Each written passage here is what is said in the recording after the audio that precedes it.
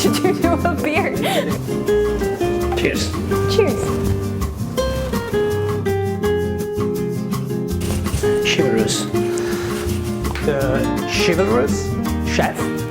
Correct, you did it right. Seriously, I would eat it every day if I could and if I was able to. Welcome to our casa, and today we're making spaghetti al pomodoro. I've been making this sauce since I started cooking as a kid, and I've been eating this sauce since I started eating as a kid. I've tried canned tomatoes, I've tried fresh tomatoes, I've tried puree, crushed, whole, you name it. I've tried it in every mixed-matched kind of way, and this recipe that I'm making today is what I've discovered to be my favorite version of this dish. So today's ingredients, we have our, of course, spaghetti, our pomodoro tomato. We're going to use half fresh plum tomatoes, and I'm going to show you how to prepare those for the sauce, as well as canned baby Roma tomatoes, which are whole and peeled with a little bit of juice and sauce in there.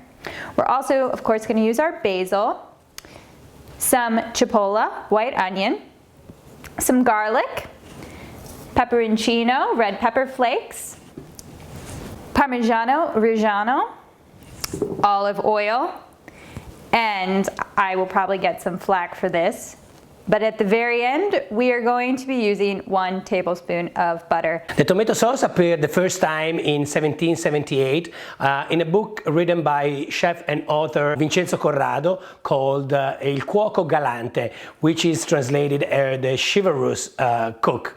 It wasn't used as a pasta dressing yet, just as a sauce, and it was sold in the streets of Naples. That's where the tomato sauce was born. They call it pumarola even nowadays, which means tomato sauce. The first time that the sauce appeared paired with the pasta is in 1837 in a book written by Ippolito Cavalcanti. Again, another Napolitan guy. If you're having people over and you kind of want to make this dish a little bit more sophisticated, you're going to peel the skin off of the plum tomatoes and add that to the sauce. If you're just having this for lunch or with your, at home on a weeknight or for a quick lunch, it's totally fine to leave the skin on. But today we're going to show you this extra step that you can take. Take your plum tomato and turn the bottom side up. You're going to take a nice serrated knife. You're going to make an incision and then turn it around and make another incision like a cross. Not going too deep into the tomato, but going deep enough so you really are penetrating all of the skin. And you're going to go into your canned tomatoes and squeeze them. We're going to get a pot of water boiling, and once it comes to a boil, we're going to take our cross-cut whole plum tomatoes and put them into the water only for about 30 seconds. What this does is it gets the skin super loose, so we're able to easily peel it off. After it's done boiling for 30 seconds, we put them in an ice bath so they are easier for us to handle, to peel, and it also keeps the beautiful color of the tomato. This is super easy. It should just peel right off. It shouldn't give you much trouble.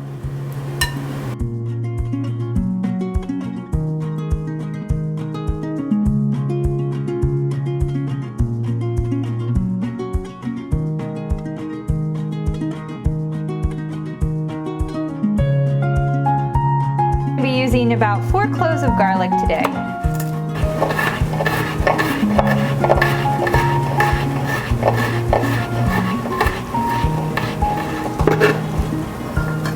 So as you can see, this recipe is super simple, that I don't even need my sous chef in the kitchen helping me chop today.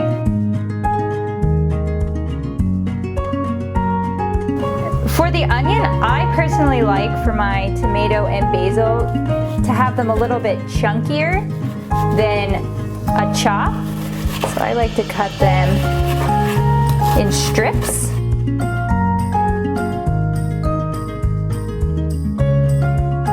We're going to chop them in half and and then half again. Starting from the bottom of the tomato, we're just going to go along the fleshy part, and then we're getting out all of those seeds and that pretty hard nerve of the tomato.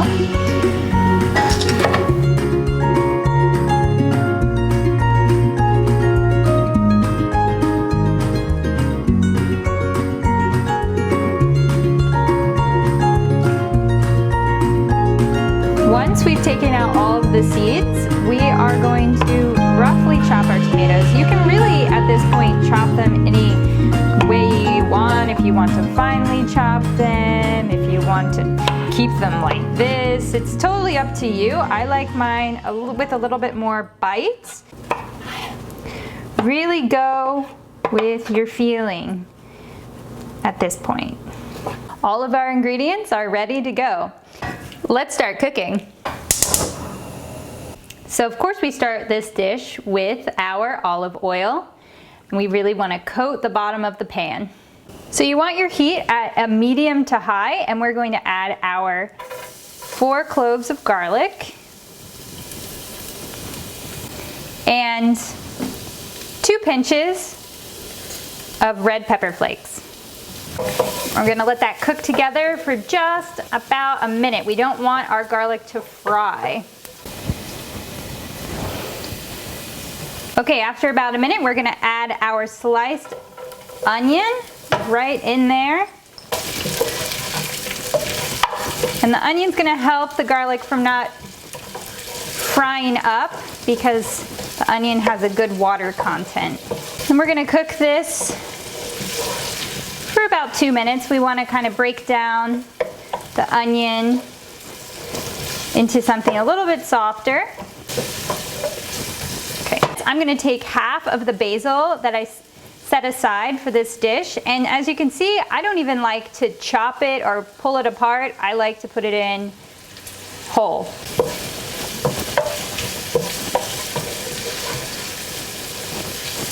So once you see the onions becoming a little bit more translucent and the basil leaves have wilted, it's time to add our fresh tomatoes.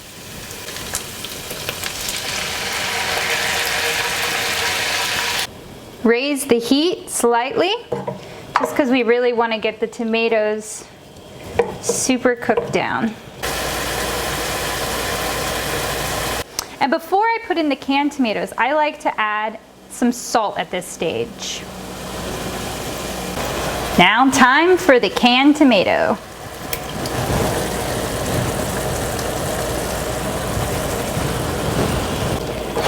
Nice.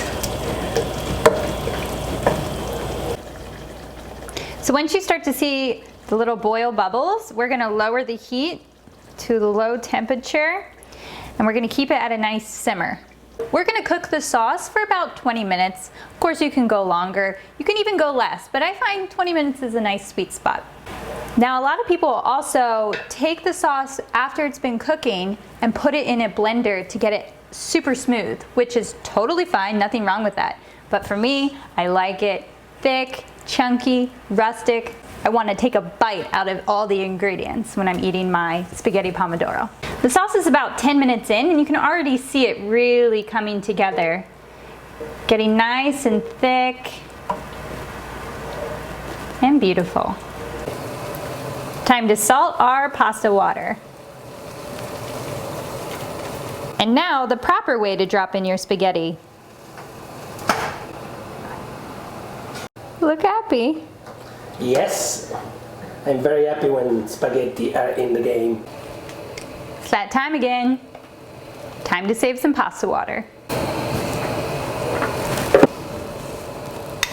Put the pasta straight into your sauce.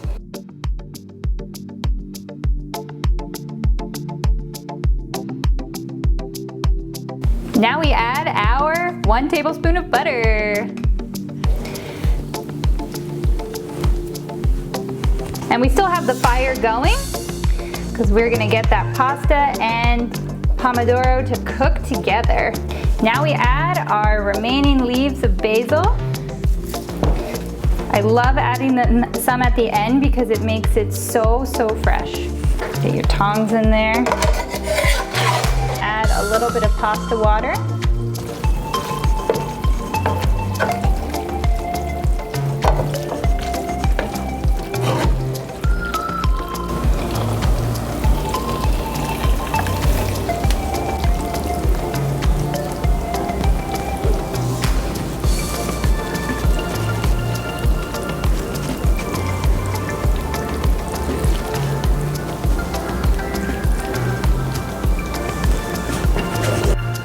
You can drizzle a little bit of fresh olive oil on top, the Parmigiano Reggiano.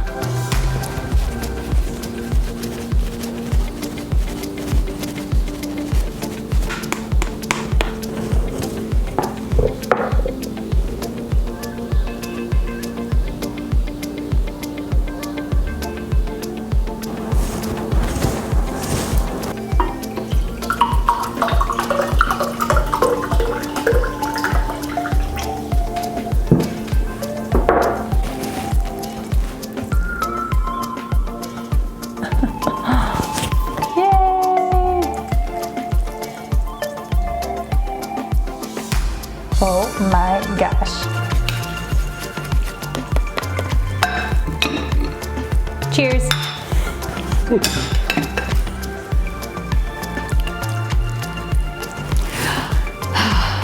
Super hungry. Me too, I'm starving.